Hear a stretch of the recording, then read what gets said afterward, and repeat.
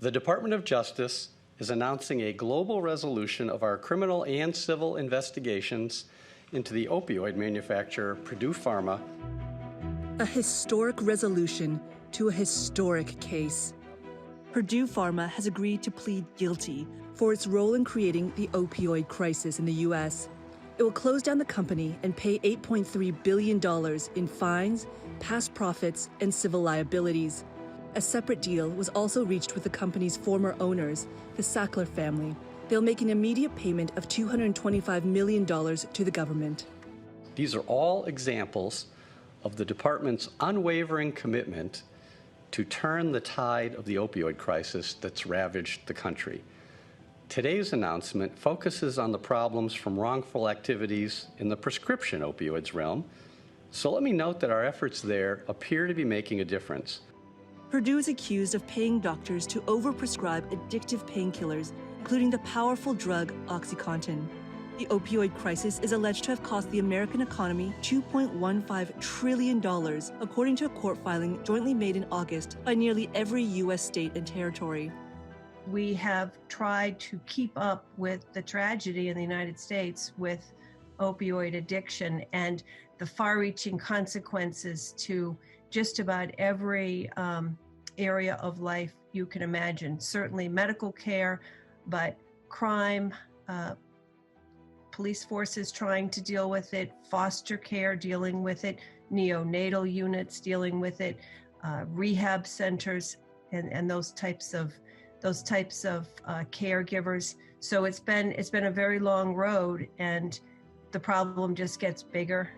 But not everyone is convinced this deal does enough to punish Purdue or shut down future drug abuse. Purdue filed for bankruptcy last year and doesn't have the full settlement amount in cash. Instead, it will be dissolved and its assets used to create what's called a public benefit company. Its earnings will be used to pay the remaining fines and penalties. The government says those will in turn be used to fight opioid addiction. Controversially, the new company will continue to produce OxyContin and other painkillers. 25 state attorneys general wrote a letter to the Justice Department last week. They argued that the government should not be in the business of selling drugs. We believe that Purdue's assets should be sold to new owners in the private sector. The role of government in any OxyContin business should be to enforce the law, just as against any other company. The public deserves assurance that no opioid business is given the special protection of being placed under a public umbrella.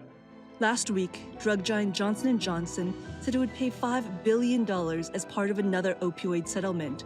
They were filed by states, counties, and cities looking to finally make pharmaceutical companies pay the price for fueling decades of opioid addiction. Miranda Lin, TRT World.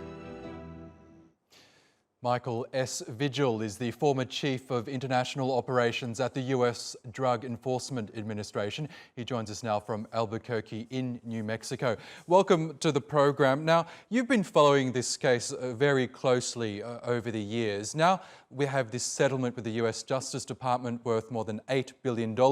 They've admitted that they enabled the supply of drugs without legitimate purpose, medical purpose, that is. Do you think this settlement goes far enough in addressing Purdue's role in this opioid crisis? Absolutely not.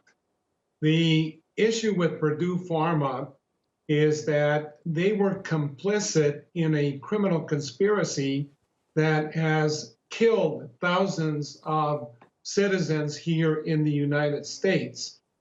The amount that they have been willing to pay fall far short of the assets that Purdue Pharma currently has. So the $8+ billion that they propose in paying is basically symbolic. They're going to pay the government $225 million, and then the rest is going to go into the states and cities where Purdue Pharma damaged so many people across the country.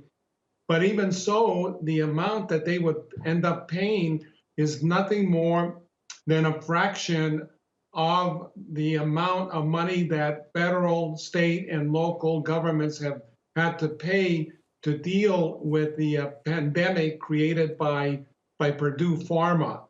Purdue Pharma, there's a lot of the owners and executives who were complicit in this, what I consider to be a criminal conspiracy, should end up going to jail. And I'll give you an anecdote here, because Chapo Guzman, the world's greatest drug trafficker, would show up in criminal court wearing an orange jumpsuit in shackles, and the executives of Purdue Pharma would show up at civil court in a Giorgio Armani suit and a stretch limo, and that's the difference.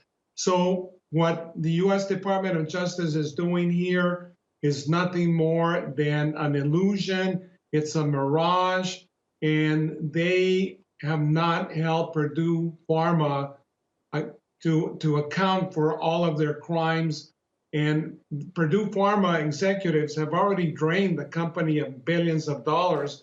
So the federal government should go after that money as well. Right. Yeah, just on that point, we learned last year through court documents that the Sackler family had transferred more than $10 billion out of Purdue Pharma between 2008 and 2017. So the fine that's being levied against them is already less than what they transferred out of the company and overseas. But you've basically compared the executives and perhaps members of the Sackler family who own Purdue as illicit drug peddlers, no better than the criminals that you've tackled over the many years in the DEA. So do you believe that these people should be going to jail? Absolutely. They have caused more damage than most cartels in Mexico that funnel drugs into the United States, and they're criminals.